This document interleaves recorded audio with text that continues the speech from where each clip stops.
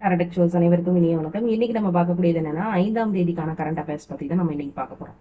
So முதல் நியூஸா பாக்குறது அப்படின்றது ஆயுஷ்மான் பாரத் இவ்வாறு உலகினுடைய முதன்மை சுகாதார திட்டமாக மாறி இருக்கு அப்படின்னு கேட்டிருக்காங்க. முதல்ல இந்த ஆயுஷ்மான் பாரத்தினுடைய பரந்த நோக்கம் என்னன்னா குறைந்த வருமானம் வயது கொண்ட பிரிவினருக்கு இலவச காப்பீடு வழங்குறது தான். மற்றும் 2024 70 வயதுக்கும் மேற்பட்ட மூத்த குடிமக்களை உள்ளடக்கிய என்ன சொல்றது அப்படின்னா 70 வயதுக்கும் மேற்பட்ட மூத்த குடிமக்களை உள்ளடக்கிய ஒரு விரிவாக்கம் தொடர்பான காரணமாக இது உலகினுடைய முதன்மையான சுகாதார திட்டமாக மாறுச்சு அப்படின்னு சொல்றாங்க. இந்த முதன்மையான சுகாதார பாதுகாப்பு திட்டமான ஆயுஷ்மானத்தை வந்து பாத்தீங்கன்னா ஆயுஷ்மான் பாரத் பிரதான் மந்திரி ஜன் ஆரோக்கிய யோஜனா அப்படின்னு சொல்லக்கூடிய PMJ இதுதான் இப்ப வந்து பொது சுகாதார திட்டம் உலகிலேயே மிகப்பெரியது.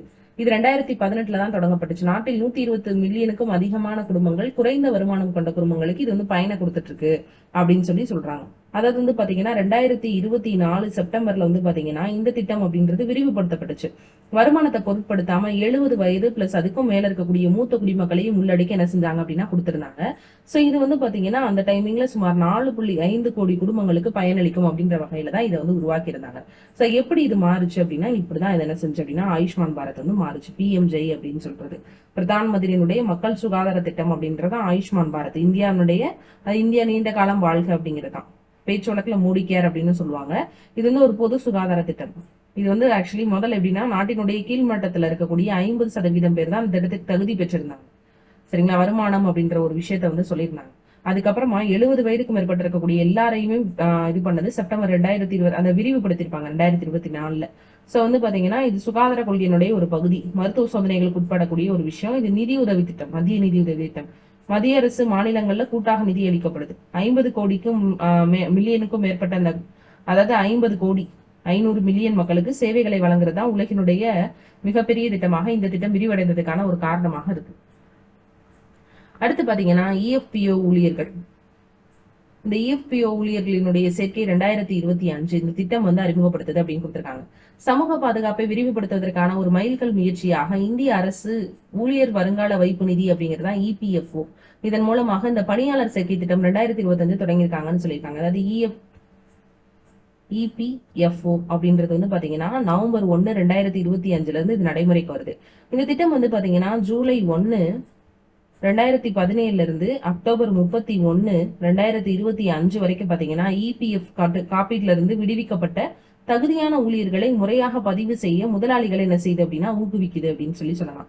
இதன் மூலம் வந்து முறையான வேலை வாய்ப்பு மற்றும் சமூக பாதுகாப்பை விரிவுபடுத்துறது அப்படின்னு சொல்றாங்க. அதாவது வந்து பதிவு செய்யப்படாத தகுதியுள்ள ஊழியர்களை நிறுவனங்கள் தானாக முன் வந்து பதிவு செய்ய வைக்கக்கூடிய ஸ்கீம் தான் அந்த ஸ்கீம். சரியா, இது வந்து ஜூலை 1, 2017 இருந்து அக்டோபர் 31, 2025 வரைக்கும் நிறுவனங்கள் இந்த காலகட்டத்துக்கான தங்களின் பங்களிப்பை அபராதமின்றி வட்டி குறைந்தபட்ச கட்டணத்தோட செலுத்திக்கலாம் அப்படின்னு சொல்லியிருக்கிறாங்க. அதாவது வந்து இது ஊழியர்களுக்கும் ஒரு பெரிய நியூஸாக தான் பார்க்கப்படுது. மத்திய தொழிலாளர் மற்றும் வேலைவாய்ப்பு அமைச்சகம் வந்துட்டு இந்த திட்டத்தை வந்து 2025 தொடங்கி இருக்கிறாங்க அப்படின்ற ஒரு விஷயத்த சொல்லியிருக்காங்க. அதாவது EPFO இருக்கு இல்லையா, அதோட 73வது நிறுவன தினம் அன்னைக்குதான் மத்திய அரசு இந்த ஸ்கீம் வந்து கொண்டு வந்திருக்காங்க. பணியாளர் சேர்க்கை திட்டம் ஏதோ ஒரு காரணத்துக்காக PF அமைப்புல இருந்து விடுபட்ட ஊழியர்களை PF அமைப்புல சேர்க்கணும் அப்படிங்கறதா இதனுடைய நோக்கம். சோ இதுல வந்து பாத்தீங்கன்னா அமைச்சர் மன்சுக் மாண்டவியா EPFO வந்து வெறும் நிதி மட்டும் கிடையாது, இந்திய தொழிலாளர்களினுடைய சமூக பாதுகாப்பில் நம்பிக்கையின் சின்னம் அப்படின்ற ஒரு விஷயத்த அந்த இடத்துல சொல்லியிருக்காரு. அடுத்து 2025ஆம் ஆண்டுக்கான மகளிர் உலக கோப்பை போட்டி. இதுல வந்து பாத்தீங்கன்னா இந்த கோப்பையை வென்றதன் மூலமாக தென்னாப்பிரிக்காவை 52 ரன்கள் வித்தியாசத்துல வீழ்த்தி இந்தியா வந்து வெற்றி படைச்சிருந்தது வரலாறாவே மாறி இருக்கு.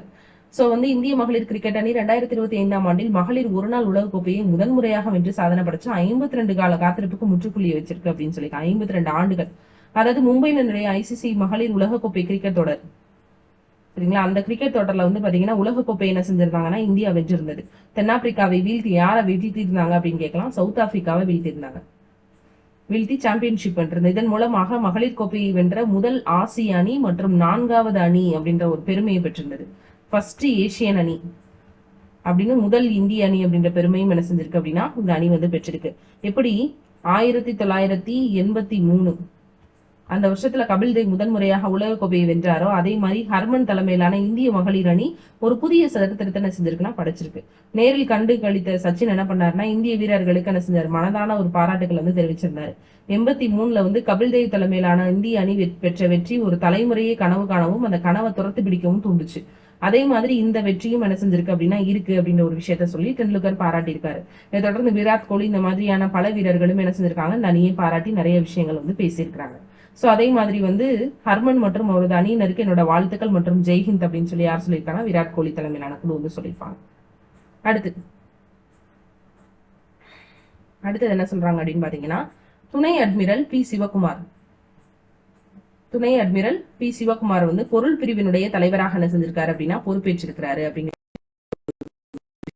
பொருள் பிரிவு நவம்பர் 1, 2025 அன்று வைஸ் அட்மிரல் பி சிவகுமார் வந்து பாத்தீங்கன்னா இந்திய கடற்படையினுடைய 40வது தலைமை பொருளாளராக பொறுப்பேற்றாரு. 39 ஆண்டுகால சேவைக்கு அப்புறமா அந்த பதவியை துறந்த வைஸ் அட்மிரல் கிரண் தேஷ்முக்கு பிறகு அந்த பதவியை ஏற்றாரு அப்படின்னு சொல்லியிருக்காங்க. அதாவது வந்து பாத்தீங்கன்னா துணைத் தலைவர் அட்மிரல் பி சிவகுமார் என்ன பண்ணிருக்கிறாரு அப்படின்னா ஏவிஎஸ்எம், சரிங்களா, சோ வந்துட்டு மூலப்பொருளோட தலைவராக பொறுப்பேற்க இருக்கிறாரு அப்படின்னு சொல்லியிருக்காங்க. இது வந்து இவர் வந்து முன்னாள் மாணவர், சரியா, ஜூலை 1987 வந்து கடற்படையில மின் அதிகாரியாக பணியாற்றின ஒரு நபர்.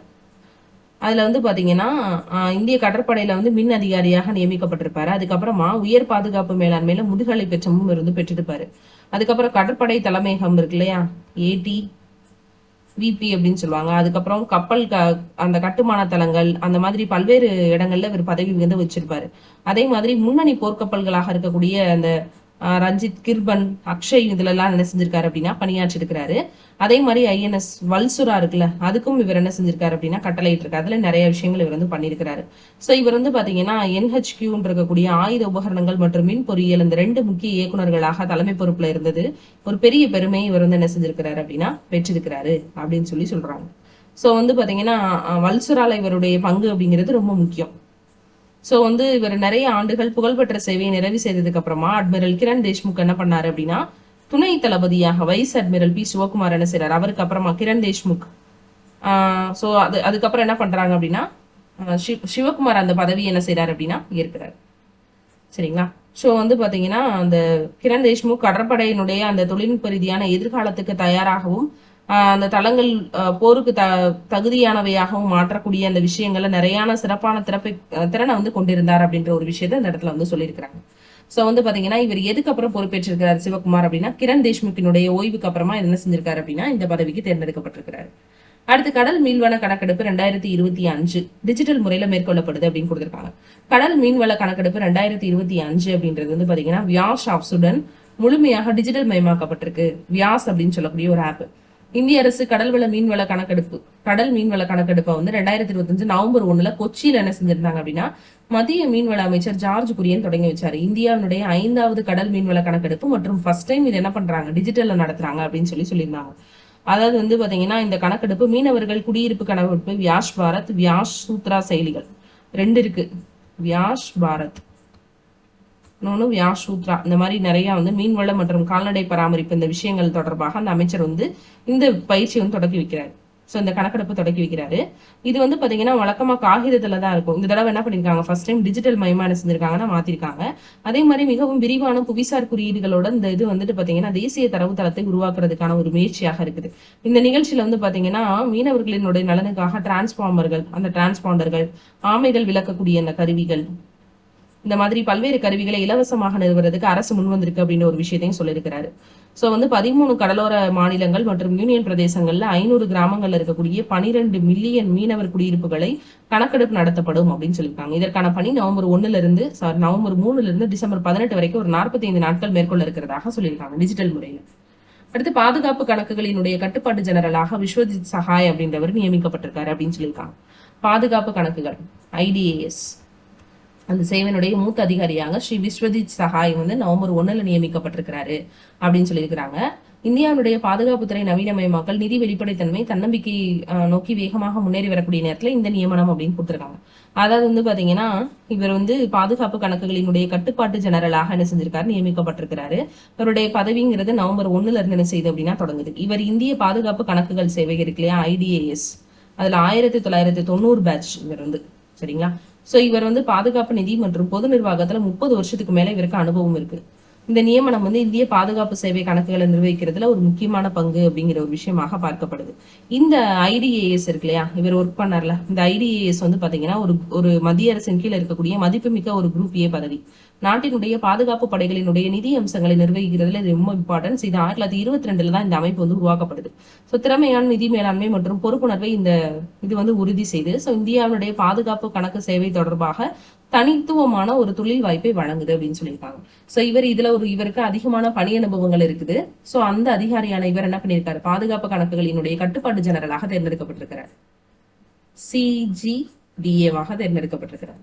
அதுக்கு 2025ஆம் ஆண்டு இளைஞர் விளையாட்டு போட்டிகள்ல சாதனை படைத்த 48 பேர் 48 பதக்கங்களோட என்ன செஞ்சிருக்காங்க அப்படின்னா வின் பண்ணிருக்கிறாங்க. சோ என்ன சொல்றாங்க அப்படின்னா 2025ஆம் ஆண்டு நடைபெற்ற ஆசிய இளையோர் விளையாட்டு போட்டிகள்ல 48 பதக்கங்கள் கிடைச்சிருக்கு. இது 2025 அக்டோபர்ல எங்க நடந்ததுன்னா பக்ரைன்ல மனாமால நடந்தது ஆசிய இளைஞர் விளையாட்டு போட்டி. இதுல இந்தியா தனது சிறந்த செயல்திறனை பெற்று 13 தங்கம் 18 வெள்ளி மற்றும் 17 வெண்கலத்தோட மொத்தம் 48 பதக்கங்களை வென்றிருக்கிறாங்க அப்படிங்கிறது ரொம்ப முக்கியமான ஒரு விஷயம். ஆசிய இளைஞர் விளையாட்டு போட்டிகள் இப்பதான் நம்ம ரீசெண்டா மகளிருடைய அந்த கிரிக்கெட் கோப்பையும் பார்த்தோம். இப்ப ஆசிய இளைஞர் விளையாட்டு போட்டி அப்படின்னு சொல்றாங்க. இதுல மொத்தம் 48 பதக்கங்கள். நம்ம இளம் வீரர்கள் இந்த போட்டி வரலாறுகள்ல வெற்றி பெற்று நமக்கான அந்த தேடி தந்திருக்காங்க அப்படின்னு சொல்லி பிரதமரும் இதுக்கு வாழ்த்துக்கள் தெரிவிச்சிருப்பாங்க. அதாவது ஆசிய இளைஞர் விளையாட்டு போட்டி 2025 இது 3வது பதிப்பு. தற்போது பக்ரைன்ல மனாமால நடந்துச்சு. சோ 45 நாடுகளை சேர்ந்த வீராங்கனைகள் மொத்தம் 19 விளையாட்டுகள் என்ன செஞ்சிருப்பாங்கன்னா பார்ட்டிசிபேட் பண்ணிருப்பாங்க. இந்தியா கபடி போட்டியில எல்லாம் பாத்தீங்கன்னா 2 கோல்டு ஜெயிச்சிருக்கோம். சோ அந்த மாதிரி பெண்கள் வந்து ஈரானுக்கு எதிரான அந்த இறுதியில கோல்டு வென்றிருப்பாங்க. சோ மொத்தம் வந்து பாத்தீங்கன்னா அந்த டைமிங்லயே வந்து 2 தங்கம் 3 வெள்ளின்னு இருந்தாங்க. சோ இப்ப கடைசியா வந்து பாத்தீங்கன்னா ஃபைனலா 13 தங்கம் 18 வெள்ளி மற்றும் 17 வெண்கலத்தோட 48 பதக்கங்களை வென்று என்ன செஞ்சிருக்காங்க அப்படின்னா இந்திய அணி சாதனை படைச்சிருக்காங்க. அடுத்ததா உலக ஜெல்லி மீன் தினம். இது வந்து பாத்தீங்கன்னா நவம்பர் 3ஆம் தேதி கொண்டாடப்படுது. இந்த ஜெல்லி மீன்கள் பூமியினுடைய பழமையான கடல் உயிரினங்கள்ல ஒன்றாக கருதப்பட்டு இது வந்து இந்த நாள் வந்து இந்த மீன்களுக்கு அர்ப்பணிக்கப்பட்டிருக்கு. 500 மில்லியன் ஆண்டுகளாக கடல்ல வாழக்கூடிய இந்த உயிரினங்கள் டைனாசர்களை விட பழமையானவை அப்படிங்கிறது குறிப்பிடத்தக்க ஒரு விஷயம். சோ இது தொடர்பான கொஸ்டின் பார்க்கலாம். ஆயுஷ்மான் பாரத் திட்டத்தின் கீழ் ஒவ்வொரு குடும்பத்துக்கும் ஆண்டுக்கு எவ்வளவு தொகை பணமில்லா காப்பீடு தொகையாக வழங்கப்படுது அப்படின்னா 5 லட்சம் ரூபாய் வந்து கேஷ் வந்து காப்பீடு தொகை இன்சூரன்ஸ் ஜன் ஆரோக்கிய யோஜனால வந்து கொடுக்குறாங்க. இது உலகினுடைய பொது சுகாதார திட்டமாக மாறி இருக்கு. பணியாளர் சேர்க்கை திட்டம் இருக்கு இல்லையா, EPFO. இது வந்து பாத்தீங்கன்னா இந்த அறிவிச்சவர் யார் அப்படின்னா மன்சுக் மாண்டவியா. சரிங்களா. சமூக பாதுகாப்பினுடைய நோக்கத்தை விரிவுபடுத்துவதற்காக இந்திய அரசு ஊழியர் வருங்கால வைப்பு நிதி அமைப்பு தான் இந்த நியமன திட்டம் 2025 தொடங்கியிருக்காங்க. 2025 மகளிர் ஒருநாள் உலக கோப்பையை வென்ற இந்திய நாட்டை சேர்ந்த, அதாவது இந்தியா வந்து எந்த நாட்டை வீழ்த்துச்சுன்னா தென்னாப்பிரிக்காவை வீழ்த்துச்சு ஃபர்ஸ்ட் டைம். சரியா. அடுத்ததா பாருங்க, நவம்பர் 1 அன்று இந்திய கடற்படையில் எந்த பதவிக்கு வைஸ் அட்மிரல் P சிவகுமார் வந்து பொருட்களினுடைய தலைவர் அப்படின்றத சொல்றாங்க. அடுத்து கடல் மீன்வள கணக்கெடுப்பு 2025 எந்த அமைச்சர் தொடங்கினா ஜார்ஜ் குரியன். சரிங்களா. கொச்சியில தொடங்கியிருப்பாரு நவம்பர் 1 அன்னைக்கு. ஸ்ரீ விஸ்வஜித் சகாய் நவம்பர் 1 2025 விஸ்வஜித் சகாய் வந்து எந்த பதவி ஏத்துக்கிறாருன்னா பாதுகாப்பு கணக்குகளினுடைய கட்டுப்பாட்டு ஜெனரல் பதவியை ஏத்துக்கிட்டு இருப்பாரு. 2025 ஆசிய இளைஞர் போட்டிகள்ல இந்தியா எத்தனை தங்க பதக்கங்கள் வென்றிருக்குன்னா 48 பதக்கங்கள். 13 தங்கம் 18 வெள்ளி 17 வெண்கலங்கள் என்ன செஞ்சிருக்காங்கன்னா ஆசிய இளைஞர் விளையாட்டு போட்டியில வென்றிருக்கிறாங்க. அதுக்கப்புறம் வந்து பாத்தீங்கன்னா தோராயமாக எத்தனை சதவீத ஜெல்லி மீன் இனங்கள் அந்த பயோலிமினன்சன்ஸ் அப்படின்னு சொல்லக்கூடிய அந்த ஒளியை உருவாக்கக்கூடிய திறனை வெளிப்படுத்துது அப்படின்னா 50%. அது வந்து பாத்தீங்கன்னா பூமியில சுமார் 500 மில்லியன் ஆண்டுகளாக இருக்கக்கூடிய அந்த பண்டைய கடல் உயிரினத்துக்கு இந்த தினம் அப்படின்றது அர்ப்பணிக்கப்பட்டிருக்கு. சோ இது தொடர்பான ஒன்லைனர் என்ன செஞ்சிருக்காங்கன்னா உங்களுக்கு கீழே கொடுத்திருக்காங்க. இந்த கரண்ட் அஃபேர்ஸ்க்கான PDF இந்த வீடியோட டிஸ்கிரிப்ஷன்ல இருக்கக்கூடிய வாட்ஸ்அப் லிங்க்ல நீங்க ஜாயின் பண்ணும்போது அங்க உங்களுக்கு கிடைக்கும். நன்றி.